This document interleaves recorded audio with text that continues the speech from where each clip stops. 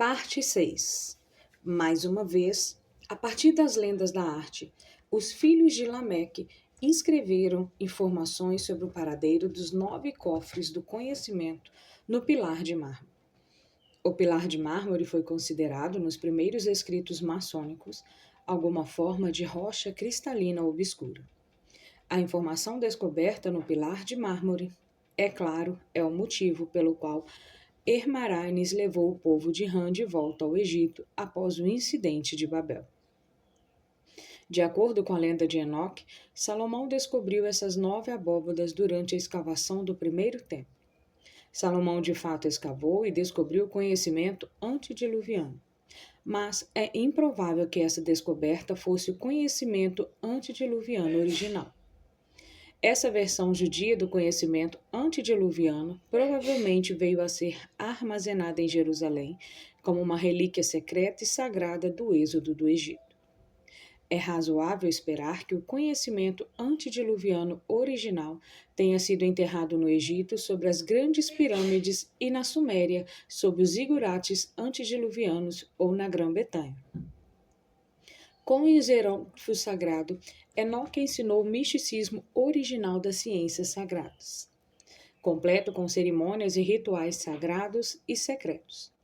O adepto maçom Albert Mackey nos informa que Enoque era idólatra e adorador do sol. É claro que o ramo das ciências ensinado por Enoque, de acordo com a lenda de Enoque, não era a marca pura, mas sim a espúria. O ramo puro não continha nenhum misticismo. Não continha rituais ou cerimônias secretas e não era guardado em masmorras escuras, escondido dos crentes e seguidores de Deus. Esse reticente culto religioso só era praticado pelos descendentes de Caim e, portanto, era contrário ao do eclesiástico Enoque, que foi a posteridade de Sete. Enoque, o mau, também foi atribuído com a implementação da adoração a Deus por meio de ritos religiosos no pilar do misticismo.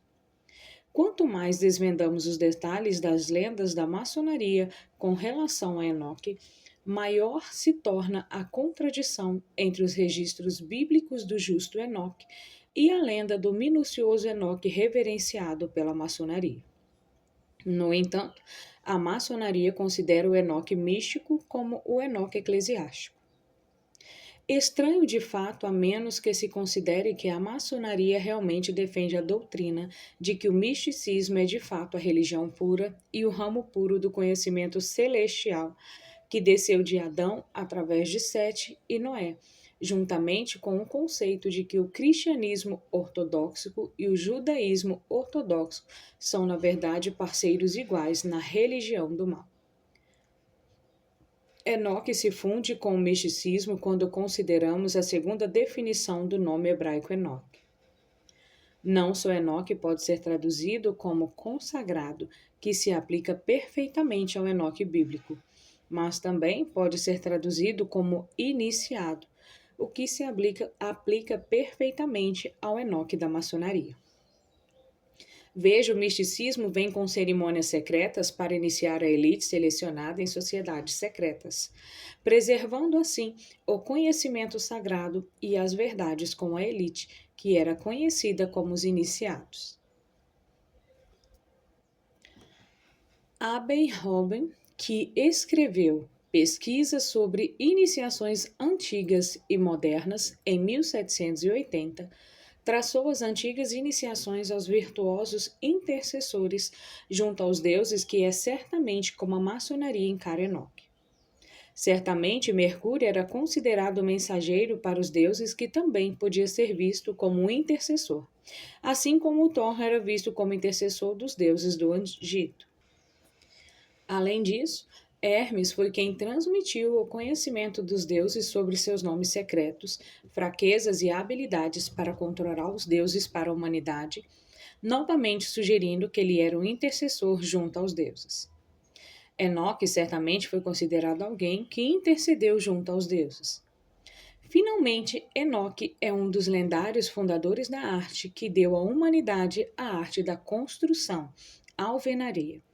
Portanto, Enoque, que inventou os hieroglifos, foi atribuído ou introduzido o misticismo formalizado, que corrompeu os mundos antediluviano e pós-diluviano. De acordo com a teoria de Anderson, Enoque foi creditado como fundador da arte, sem dúvida porque foi o primeiro a formalizá-la por escrito.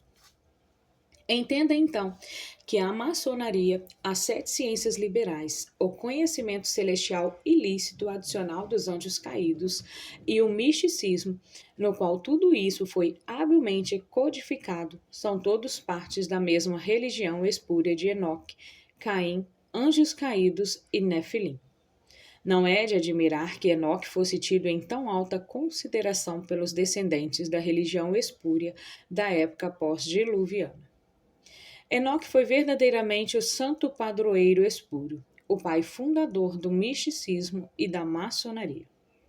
À medida que retiramos o véu deste infame herói da antiguidade, aprendemos ainda mais sobre sua corrupção.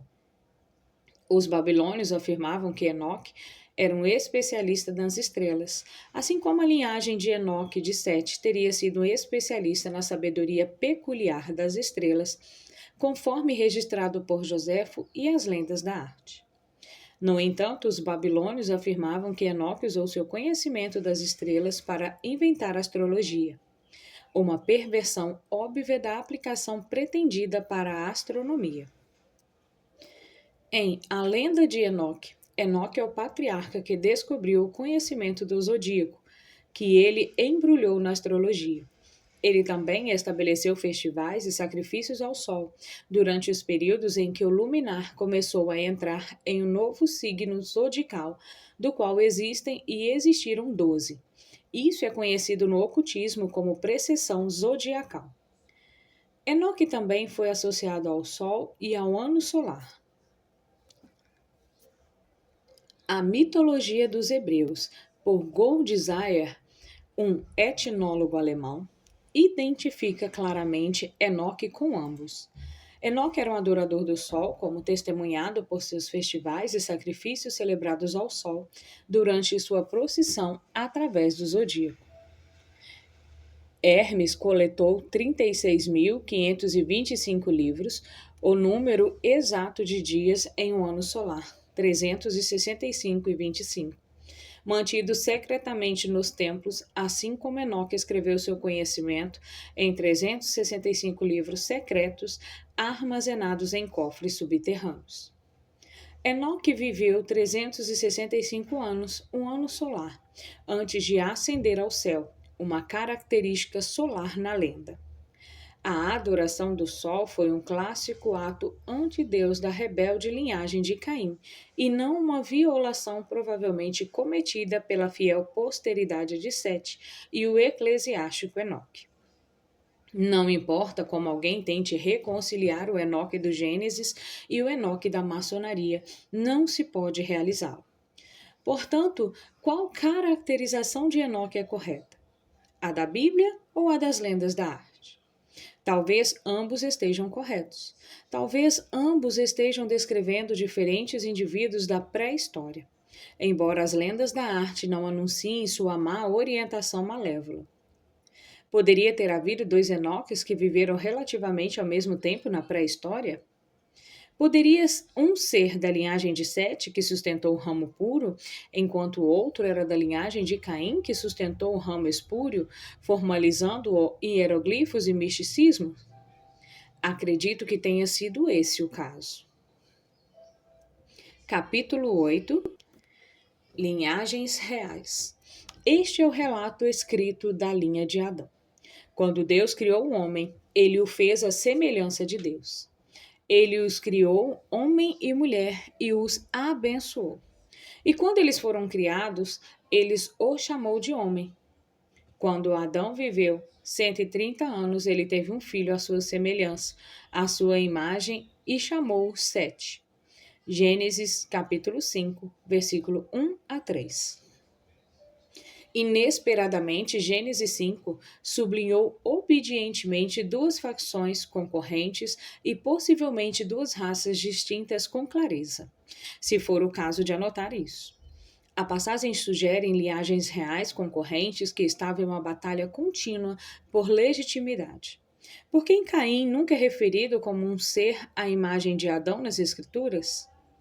Porque a passagem afirma primeiro que Deus criou o homem no singular, referindo-se a ele como ele, e em seguida observando que Deus criou homem e mulher juntos, usando o plural.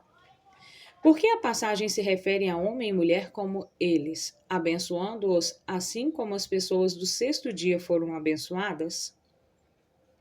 Pense nisso como duas criações diferentes, a criação de Adão e a criação do sexto dia, uma noção que irei desenvolver. A passagem parece estar saltando para frente e para trás entre as criações de duas raças distintas, entre uma criação singular e uma criação plural. Da mesma forma, Gênesis 4 observa que Caim começou a construir várias cidades, assim como Enoque. Para quem essas cidades foram construídas? Nos primeiros anos da época adâmica, somos levados a acreditar, pela ortodoxia cristã padrão, que apenas algumas almas existiram. Apenas algumas centenas se eles tivessem povoado vigorosamente de ambos lados. Construir inúmeras cidades só faz sentido se as pessoas do sexto dia já existissem em grande número e fossem subjugadas por Caim e seus descendentes. Gênesis 5, versículo 3, então continua a sublinhar específica e misteriosamente que Sete era um filho nascido à semelhança e imagem de Adão. Alguém se pergunta o que isso significa. A semelhança de Sete com Adão é provavelmente um contraste intencional, mas inexplicável, sugerindo diferença entre os cainitas e o povo do sexto dia e os setitas. Essa semelhança de Sete com Adão sugere que talvez Caim fosse de alguma forma diferente de Adão. A semelhança de Sete com Adão também pode ser uma referência reticente à diferença distinta entre setitas e nefilins. Eu sugiro que se refere a todos os três. Reconhecer a Bíblia documentou genealogias distintas descendentes de Adão através de Caim e Sete, bem como reconhecer que a Bíblia documentou uma raça adicional de Nefilim inseridos na criação por anjos negros e ainda mais, abrindo seu pensamento para a noção de que talvez Gênesis sugira sutilmente diferenças na aparência entre Caim e Sete. São princípios básicos para discernir como e por que surgiram dois sistemas de crenças religiosas distintas, seguindo dois deuses distintos. No entanto, essa hipótese contrária não deve ser interpretada como um estratagema de forma alguma para denegrir ou estigmatizar qualquer raça ou pessoa de diferentes cores de pele. Nem deve esta hipótese contrária, de qualquer forma, ser aplicada para julgar sumariamente ou condenar quaisquer indivíduos ou grupos de pessoas simplesmente porque eles podem carregar traços genéticos de DNA e ou linhagens descendentes de Caim, Nefilim ou qualquer outra raça a que me referirei neste livro. Não acredito que o Deus Altíssimo julgue alguém sumariamente com base na genética. Todos somos julgados da mesma maneira pelo que fazemos e pelo que acreditamos, através de nossa livre escolha de escolher Deus ou não. Nem é meu lugar pisar na grama do divino para julgar sumariamente, mesmo se eu discordar das ações dos outros. Apenas Deus julga. Deixo isso para ele. Por outro lado, porém, e como um princípio primário, devemos entender que as Irmandades da Cobra, duvidosas e secretas, e suas sociedades secretas genitivas, descendentes empregam de maneira desonesta distinções genéticas. Alegadas distinções genéticas nesses sistemas de crenças rivais são reservadas apenas para os ricos e poderosos, a elite, os adeptos dessas sociedades secretas. Portanto, vou desenvolver ao longo deste livro as distinções que a elite selecionada de sociedades secretas endossa em relação a Caim, o que eles acreditam ser suas conexões genéticas ligando-os de volta a Caim e Nefilim, bem como construído na noção de que o dia 6 e a criação de Adão foram dois eventos separados. A maçonaria acredita que o povo antediluviano era altamente avançado nas 7 ciências sagradas. Os maçons acreditam firmemente que quando os humanos abandonaram seu estilo de vida nômade, pessoas do sexto dia com o qual Caim provavelmente se casou, eles formaram associações de construtores para erguer monumentos e edifícios para adorar seus deuses. E a arquitetura se transformou em uma arte que exigia ciência e conhecimento exigentes. Sempre houve a necessidade ou crença de ligar a alvenaria aos santos patriarcas do mundo antediluviano. A necessidade de rastrear a história da maçonaria até os patriarcas, e em particular até Adão, era ostensivamente um requisito para estabelecer a autoridade indiscutível do conhecimento e das verdades sagradas, pelo menos durante a era cristã, mostrando assim os patriarcas descendentes do próprio Adão, que recebeu as 7 ciências sagradas de Deus. Pode-se debater isso de um ponto de legitimidade ou de um disfarce diabólico que esconde a verdadeira fonte do conhecimento da maçonaria, do escrutínio público e cristão. É nesse esforço zeloso de estabelecer a genealogia além do dilúvio e de volta à época antediluviana que as lendas e a realidade se tornam irreconciliáveis. Fundir a posteridade justa de Sete com o misticismo da maçonaria se torna tão contraditório que não permanece crível a menos que se substitua a Bíblia, redefinindo-a como sendo totalmente corrompida e imprecisa, que é o que as autoridades pagãs, panteístas, gnósticas e teosofistas fazem. Exploraremos essa alegação na última metade deste livro. Mas é fundido as lembranças da maçonaria com o relato bíblico histórico dos patriarcas antediluvianos que podemos assegurar, compreender e racionalizar os mistérios entre a Bíblia e as lendas da maçonaria. Vamos reconstruir a genealogia de Adão a Noé por meio do ramo de Sete e compará-lo ao ramo de Caim. Ramo Sete e ramo Caim. 1. Adão, Adão. 2. Sete, Caim. 3. Enos, Enoque. 4. Quem, Irade. 5. Malalel, Mejuael. 6. Jared, Metusael. 7. Enoque, Lameque. 8. Matusalém, Jabel, Jubel, Tubal, Caim, Naamá. 9. Lameque e 10. Noé. Observe como Enos é semelhante a Enoque, Jared é semelhante a Irade, Malalel e Mejujael e Matusalém a Metusael. Pode-se argumentar que esses nomes são essencialmente os mesmos com a mesma enunciação.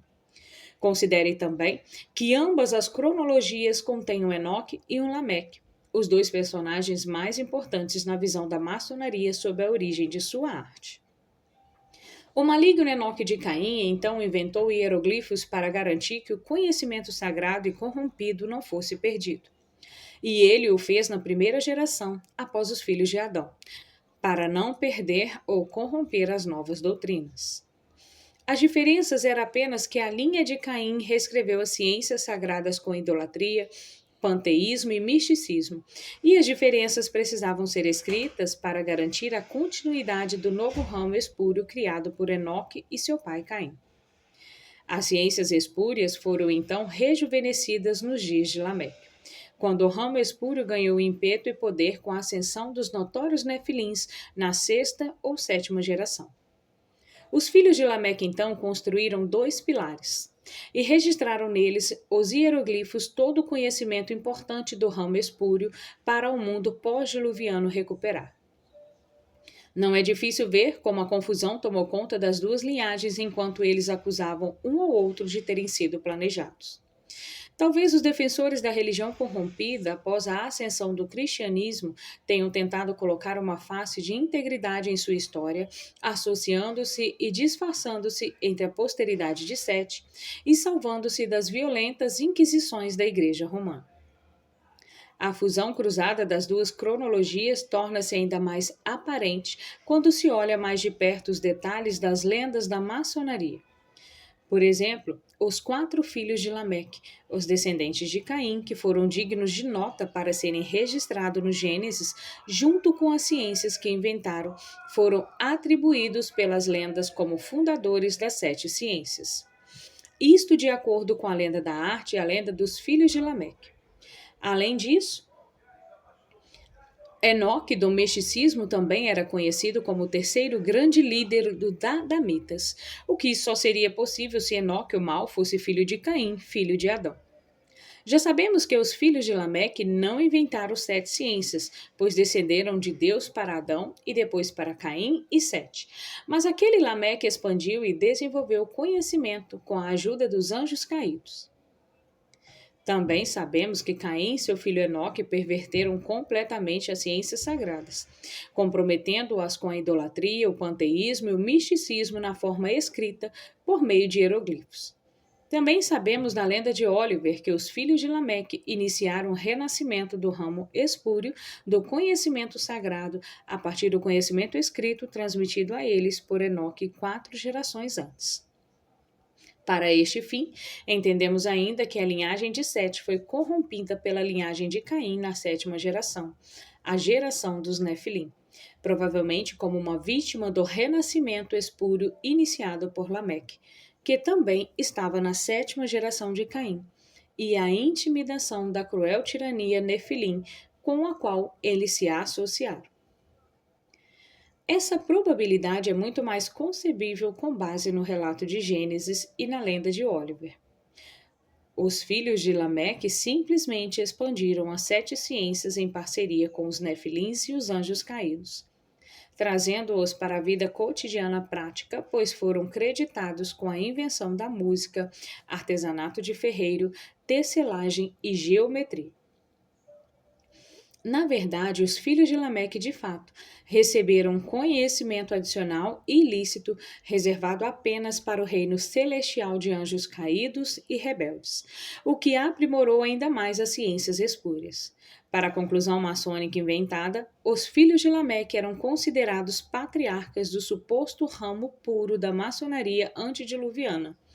Mas a maçonaria, claro, os considera subversivamente ou os disfarça enganosamente como descendente dos lombos de Sete, de Lameque de Sete e o ramo eclesiástico de Enoque. Esses eram os mesmos filhos e filhas espúrios listados em Gênesis, sob Lameque na genealogia de Caim. E se este for o caso, então as lendas da arte estavam escrevendo sobre 2 Enoques totalmente diferentes. O primeiro com quem eles desejam se infundir foi Enoque da posteridade de Sete, que era tão justo que andou com Deus e foi subsequentemente transformado para o céu sem morrer. O segundo Enoque era filho de Caim, que inventou os hieroglifos como parte do vilão plano mestre para corromper e preservar as 7 ciências sagradas como ato de vingança e rebelião contra o Deus verdadeiro.